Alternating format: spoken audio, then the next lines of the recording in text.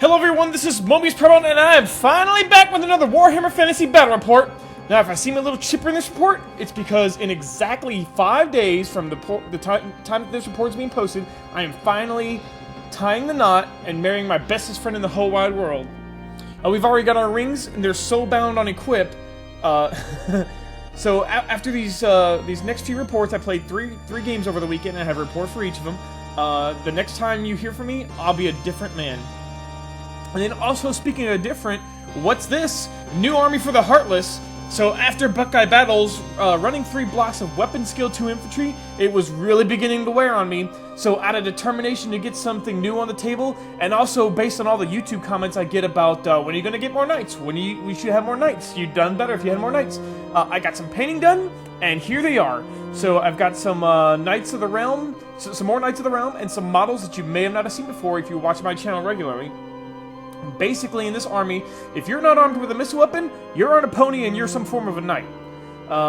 Opponent for this game is an absolute great cat. He's had several armies in the past: Dark Elves, Dwarves, Lizardmen. I was talking to him today with instant messaging. I think he's had every single army in the game at some point. He collects an army, paints it up nice and pretty, and then he shucks it off and makes a profit on it. So his newest project here is this High Elf army. Just got him from eBay a couple of weeks ago, and hasn't really started renovating him yet, but it'll get done soon. So, okay, 2,400 points, just a battle line scenario, let's get it on. So, starting on my opponent's left flank, he has a small unit of Illyrian Reavers hiding behind that building over there, and then next to that is pretty much all of the shock troops of his army. He's got 18 White Lions, 5 Dragon Princes, who mysteriously or suspiciously look like Wood Elf Wild Riders. Then he has 14 Sword Masters and a Tyrannok chariot. Moreover, to his right, he has a more steady block-type style of fighting force. He has that Lion chariot is actually another Tyrannok chariot, and then he has those 2 big blocks are 26 Sea Guard each with full command, who are joined by his BSB in the left unit and his General in the right unit. And the BSB is very, very low on items. He simply carries a great weapon and has the Banner of Eternal Flame. And then his general is a level 3 mage who uses Lore of High Magic and has a Foliarth's Robe and a Dispel Scroll. And then rounding everything out, he's got another unit of Illyrian Reavers and 2 Ballista back there. And then also somewhere around here is this very awesome looking Great Eagle model that's snooping around back there and behind some rocks or something like that. You can't see it in these pictures.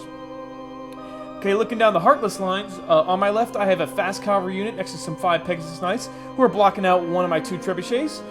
Then my general is the big set of wings there on the left. His name is Hainer Foles the Stoic. He's a lord on a Pegasus with the crown of command, the Gromwell Great Helm, which, as I kind of alluded to, I always refer to as the Genji Helm. And he has a lance and a Morningstar. So he's not extremely killy, but he's a terrific road blocker because he has a rerollable armor save, and he has a rerollable break check, even if he's not within range of the BSB. Plus, he's very high utility, as he's another flying unit in my army. Next, moving on to the right flank, I have all of my knights. So the white and blue knights here is 9 Grail Knights, who I refer to them as nobodies from the Kingdom Hearts games. If you've ever played that game, nobodies are the more tougher, dangerous enemies in that game, so it only fits that the Grail Knights take that moniker. They carry the Banner of Eternal Flame, just in case I get jammed up against Trolls or Hydras or something like that, and I need the flaming attacks. The other knight units are Knights of the Realm, 11 and 12 strong, respectively. The 11 strong lance is joined by Bardorba, who is my BSB on a pony, who carries the Dragon Helm, Sword of Might, and a Potion of Toughness. So he's a 2-up save knight who's always strength 5, and on 1 turn he's going to be toughness 7 to increase his survivability. Then I had 2 units of archers and another fast cavalry unit, and then behind the knights is Sam, who you probably recognize, my mage on a pony. But she's boosted to level 4 in this army, takes the Lore of Heavens, and carries an Earthing Rod, just in case I suffer a bad miscast result. So, I just want to do a close-up highlight here on my Nobodies unit. Half of that unit are the stock Games Workshop models, and the other half are just Knights of the Realm, who are converted with capes taken from the Empire Pistolier sprue. And since I used Pistoliers to make my fast cavalry, I had a lot of those laying around. So if you're looking for cheap conversions on Grail Knights, I think this unit came out fantastically. I absolutely love those 4 knights that I converted. Also, I remembered to do a parlay, so here's Hayner versus old Skippy leading the High Elves. Alright, so first turn, of course I pray with all the knights in my army, and the elves take first. So on the left, things start to shuffle up, and then the same happens pretty much on the right-hand flank. Then in between magic and shooting, my fast cavalry screening unit gets blasted up. You know, I thought he'd leave him alone after he got him down to just 2 models, but he knows he needs to completely finish off that unit, or else I could still redirect with him. And just like that, it's on to Heartless 1. Alright, my fast cavalry and Pegasi on the left swoop around to keep some of those shock troops in check. You know, although I don't think my Pegasus Knights can really deal with any of the infantry, if I can charge them in the flank of those Dragon Princes, I think I might could win that fight in just one go. Then on the right, instead of charging the Reavers, having them flee, and then my Knights being slowed up, instead I rush right up into his face, so the Reavers are basically blocking that Knight Lance from getting charged. They're 1 inch away, not Holak can get in there around his own unit. And it still gives me some options for the next turn, depending on what the Reavers do. My other lances scoot up, but that chariot back there, remember, it's just a Tyrannoc chariot, but it's giving me some pause. I don't want to get in a long charge on my I don't want that chariot to get a long charge on my nobodies, get lucky and kill 3 or 4 of them, and I also don't want it charging Hayner for the same reason, because he can't really stand up to a chariot or something. But I also don't want it combo charging with one of the infantry units. Ranks plus the damage brought from a chariot could easily see off a Knight Lance. So because the chariots are scary to me, my artillery starts to target them. My trebuchet hits the first one, but only scores 2 wounds on the left chariot, and the other misses, so we're going to move straight on to High Elf turn 2. Now my opponent really surprised me here. He charged the Reavers into the Pegasus Knights. You know, I thought he'd charge those yeomen, but after we looked at how he was facing that building, he couldn't make the necessary wheels, so he went ahead and put him into the Pegasus Knights, hoping to get lucky there. Instead, the Dragon Princes charged the yeomen, but they failed the charge. I think he needed like an 8, but he only rolled a 7. And you'll see later on, this is a recurring theme for this game. The Reavers on the right flank, they scoot out in front of the Knights to target my Mage, and then the blocks of infantry back up to buy him some more shooting time. And it is time well bought, but only kills 1 Knight with all the bolt throwers and the curse of arrow attraction and all the other good stuff that they can do.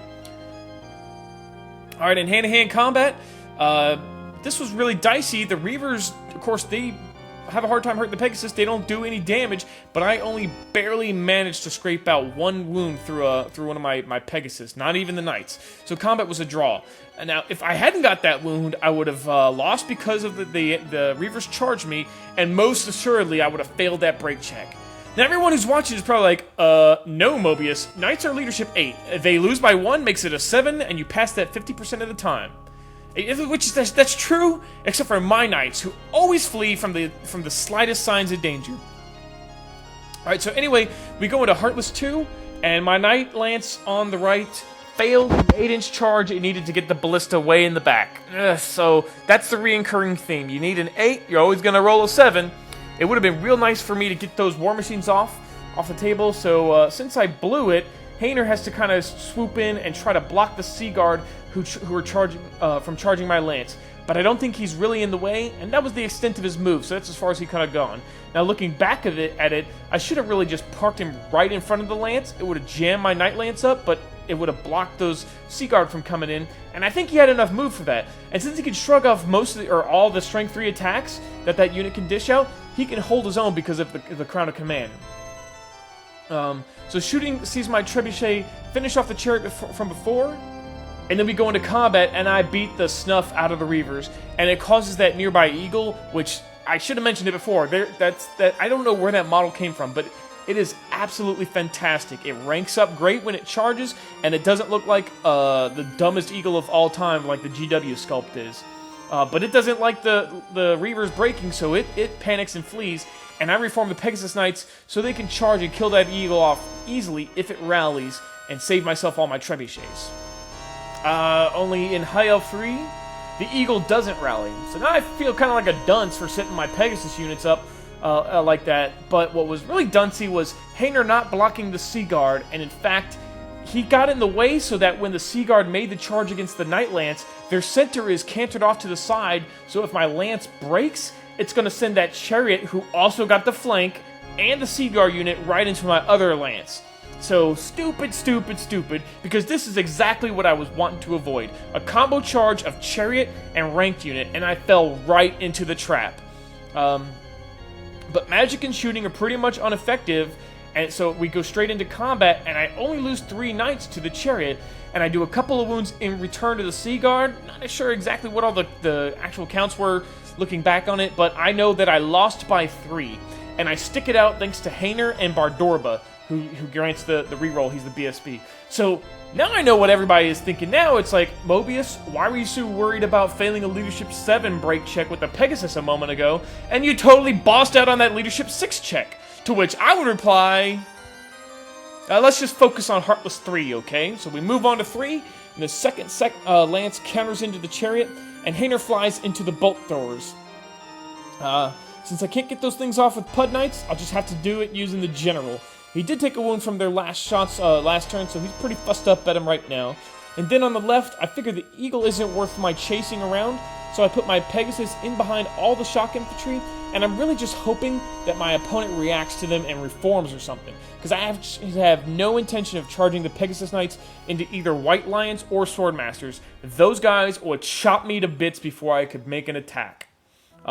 Back in the backfield, my totally awesome 300 point nobody unit, they swiftly reform and run away from the White Lions. Those guys are closing in, and since nobodies can't flee because they're immune to psychology, I know the White Lions would crack that unit if they made that charge, so I've just got to get them as far away as possible and keep those guys just trudging through those woods. Great use of this huge point sink, by the way.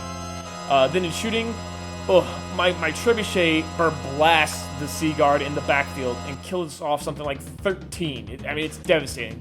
During these games, I'm always convincing about the folly of Bretonnia, how they haven't got a book in forever, and things like Peasants should be weapon skill 3, and Knights need devastating charge, yada yada yada yada.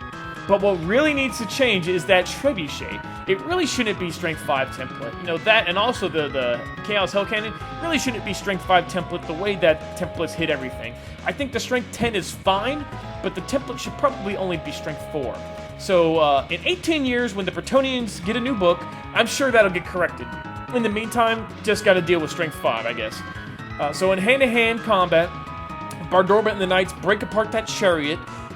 It means all the combat res for charge, flanks, ranks, standard, BSB, all that is wasted, but the wounds matter, and I did win the combat against the Sea Guard, and they hold because they're steadfast, so now we're locked in, and my armor save is going to put the damper on any wounds that those elves do. They hit like champs because they got the reroll, always strike first thing. They wound averagely, but they just can't get past that thick Bretonnian armor. What they really need is a Wyson's or a Flaming Sword or an Occam's Mind Razor or something like that, and then they would be a huge force to be reckoned with. Also, of course, Hainer in the back there, he kills off the Bolt Thrower, overruns into the second one, and it is now High Elf turn 4. Since I moved back, the shock infantry start to just close the noose instead of risking failed charges, and then over on the right, the Reavers charge my archers, who I elected to flee with. And this is why, because they were right on the board edge, so they are instantly destroyed when they flee, and it puts the Reavers in the bind. They either have to continue to charge against the archers, which they'll fail and put them right in front of the nobodies, or they get to redirect into nobodies and try their luck in trying to beat that dangerous unit. So they decide the latter, which I think is the better of two bad choices, but I think they're doomed either way. Now in Magic, old Skippy here hits my Night Lance with the Flames of the Phoenix spell during the Magic phase. And this is cue to point about the Magic phase this game. He's been hitting that spell all game, and it basically eliminates my Magic phase because it hits everybody in the unit with Strength 3, and I'm not too terribly worried about that, but if it ever procs up to Strength 4, it can do a lot of damage to my Knights. So I keep dispelling it in my turn, which basically eliminates my Magic phase. But here, with only Strength 3 hits, it killed 4 Knights. I passed my panic check, which is nice, and then we go into hand-to-hand combat. The nobodies, of course, blast away the Reavers, and the Knights in the Sea Guard continue as a stalemate. But now, Hainer is free from his War Machine killing duties, and he's ready to rear charge and help them out. So we go into Heartless 4, Hainer does connect the charge, and Bardorba and the Knights hit the other Sea Guard unit. And then Sam sneaks in between the two, the White Lions and the Swordmasters, casts Harmonic Convergence on herself, before blasting the Dragon Princess with a lightning bolt and killing 4 of them because she gets to re-roll the ones to move. Keep that in mind. You can cast Harmonic Convergence on things like archers and trebuchets, and it makes those things extremely, extremely dangerous. Alright, then in hand-to-hand, my knights, in both combats, my knights win, break, and run down the enemy units that they're facing, and my opponent decides, at this point, throw in the towel. His high-strength units aren't anywhere near my lances, and I just netted about 700 points, so I kind of agree with this retire. Heartless win. So, my initial thoughts on the all-mounted army, I was a little afraid at first that it was going to be point-and-click, like back in 7th, where you basically just say, this light lance is going to charge, and so is this one, and so is this one. Dual triple charge lance into one unit, Hulk smash it, and then move on to the next target. But that's just not the case, because of things like random charge distance, fast cavalry, chariots, shooting, magic. They can all put a big damper on getting all your lances in at the right spot at the right time. It's very, very tricky to do. I also really dig my character build. Hayner is a really good character, but he probably couldn't take on another fighting character in a duel. He's more high utility than anything else. I do think that since he's on a Pegasus, it's probably worth finding the points to add a 6th Pegasus Knight to the Pegasus unit and split that unit into 2 units of 3 for more flexibility, since your general being on a Pegasus allows you to do that. And finding the points should be easily. I'll just take out the 2nd Trebuchet. Those things are sometimes unfairly brutal, as I kind of stated before. And I also like that how, although this army is all knights, there are no knight stars. So what I mean by that is you have a big unit of knights and join it with 1 or 2 or 3 characters who all have rerollable armor saves or -1 to hit. They're stubborn and they, make the unit. I mean, it makes them into the characters up front are very tanky, and what you get is a unit that is nearly guaranteed to win when it charges. Probably is going to do very, very well when it gets charged. But if it ever dies in a fluke, you're ready to just go ahead and concede the game because you've given up 1,400 points out of a 2,400-point game. To me, that's a very effective but very one-dimensional way to play Warhammer, and that's not how I like to do. I mean, those nobodies are ultra-crazy dangerous on the charge, but flank them or rank them, and they'll probably flee out pretty ricky-tick. So anyway, that's the report. Hope to see you in the next battle.